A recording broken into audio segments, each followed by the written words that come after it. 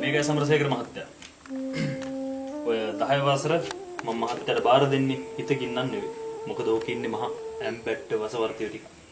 මේකට කොච්චර හොඳ ගුරුවරු ආවද? ඔක්කොම ඔය පන්තිර දැම්මට පස්සේ ගියේ ට්‍රාන්ස්ෆර් එකත් හදාගෙන. යන ටීචර්ලා සාරි කඩාගෙන ඔෆිස් එකට අඬාගෙන ආවා. හැබැයි සර් මෙහෙමයි. මම හිතන්නේ ඇස ප්‍රශ්නයක් වෙයි කියලා. මොකද මම පුහුණු ගුරුවරයෙක්. මම දන්නවා එයාලත් එක්ක අධ්‍යාපනය බෙදාගන්නේ කොහොමද, එයාලත් එක්ක ගනුදෙනු කරන්නේ කොහොමද කියන්නේ මම දන්නවා ප්‍රශ්නයක් වෙන්නේ නැහැ සර්. මේකට ආව ඔක්කොම ගුරුවරු කිව්වේ කතාව.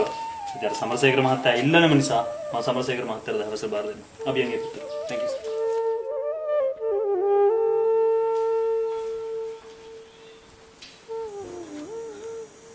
ආයිබෝන් ළමයි. මම තමයි ඔයාලගේ අලුත් පන්ති වර්ෂ. ආයිබෝන් සර් ආයිබෝන්. කොහොමද මේ පන්ති අනිත් ළමයි? අනිත් ළමයි ඔක්කොම සර් පිට්ටනියට සෙල්ලම් ගන්න කියලා අපිට සෙල්ලම් ගන්න වෙලාවක් නැහැ සර්. වැඩ තියෙනවා පන්ති අපිට. බලන්න මේ ළමයින්ගේ අධ්‍යාපනයට තියෙන උනන්දුව. අපි අනිත් ළමයි ටිකත් හදලා ගමු. අධ්‍යාපනයට උනන්දුව තියෙන අය තමයි පන්ති ඉතුරු වෙන්නේ. මේ මල් වගේ ළමයින්ටනේ විදුමල්පතිතුමා අර විදිහට කිව්වේ. හොඳයි. පන්තියේ වැඩ පටන් ගන්න කලින් අපි ඔයාලගේ සාමාන්‍ය දැනුම පොඩ්ඩක් පරීක්ෂා කරමු. මොකද කියන්නේ? ඔව් සර් එහෙම හොඳයි. එහෙම අවුලන්නේ නැහැ සර්. එහෙම අවුලන්නේ ශ්‍රී ලාංකිකයෝ වශයෙන් අපි මුලින්ම ඉතිහාසය ගැන දැනගන්නවා. හොඳයි නේද ළමයි? ඉතිහාස පොත් ගන්න බලන්න. සර් මේවනේ ඉතිහාස පොත් ගොඩක් තියෙනවනේ. ධාතු වංශය, තූප වංශය, දීප වංශය. මොන ඉතිහාස පොතද ගන්නෙ සර්?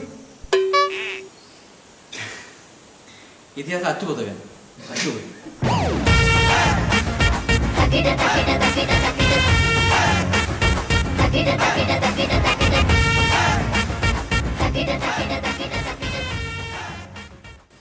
හරි.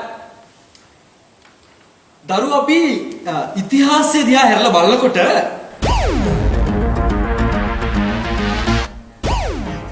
සර් මේ හැරිලා නෙමෙයි නේ සර්. පෙරලලා නේ සර් අපි බලන්න ඕන ඉතිහාසය කියලා.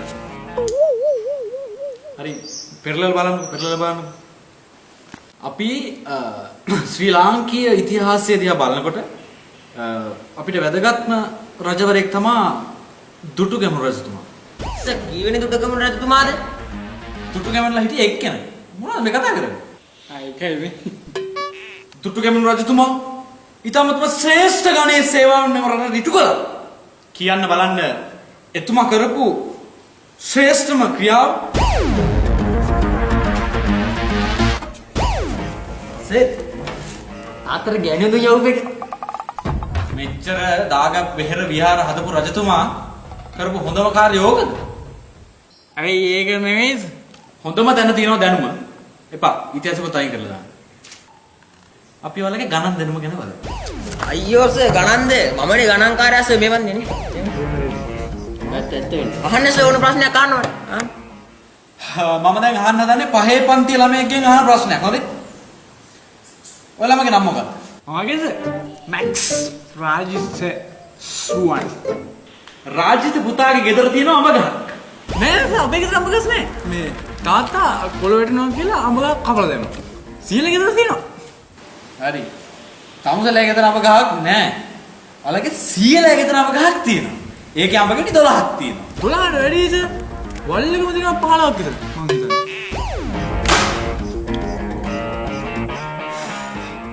ගහේ අඹ ගෙඩි ඉතුරු ඒ තිබ්බු ඔක්කොම වලු හැලිලා. අවසානට ඉතුරුනේ අඹ ගෙඩි 12යි. හොඳේ? අඹ ගෙඩි 12යි. ඒ අඹ ගෙඩි 12න් 4ක් වඳුරෝ කනවා. සර් වඳුරෝ කී දෙනෙක්ද සර්?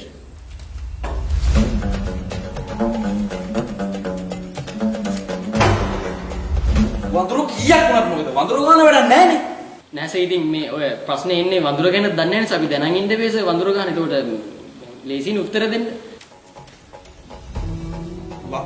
වඳුරෝ ගැන නෙමෙයි ප්‍රශ්නේ අඹ ගැන.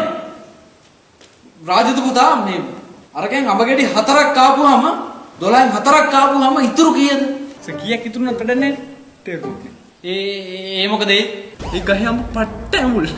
අටේ තියන්න බෑ. ඒක ඉතින් මම දන්නේ නැහනේ. සර් දන්නේ නැතුණාට ඒ වටේ පිටේ ඉන්න ඔක්කොම දන්නවා ඒ ගායම් බෑම්බෝල් කියලා.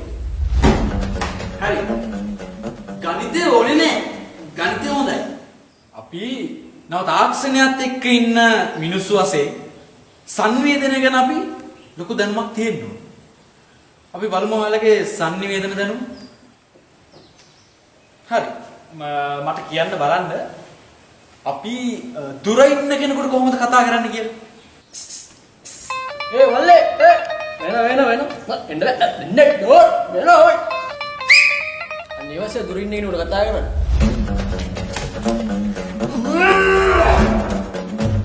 වෙන ගුරුවරයෙක් කියනවා තුන් දෙනාම එල්ලනවා.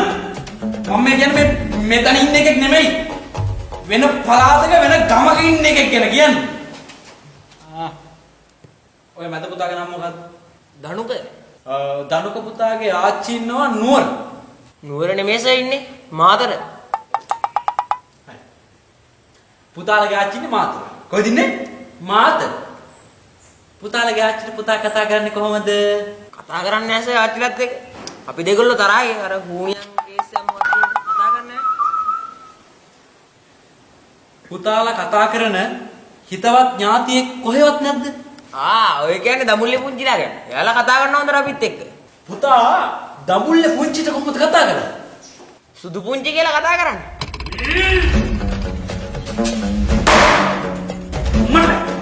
මට මේ පන්තිය කරන්න බෑ. තමසලගේ ප්‍රින්සිපල් මගේ දෙපා මුල වැටිලා කියපු ඉඳන් තමයි මම මේ පන්තිය බාරගත්තේ.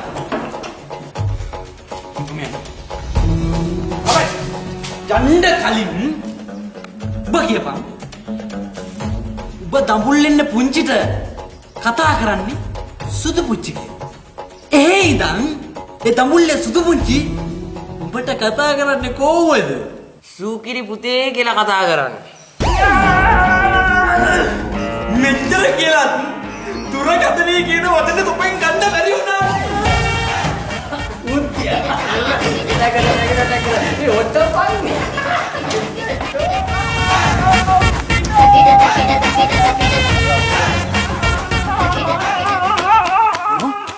සමරසේකර නේද? පුහුණු ගුරුවරයෙක් කිව්ව නේද? පුහුණුනේ දුවන්න දන්නේ.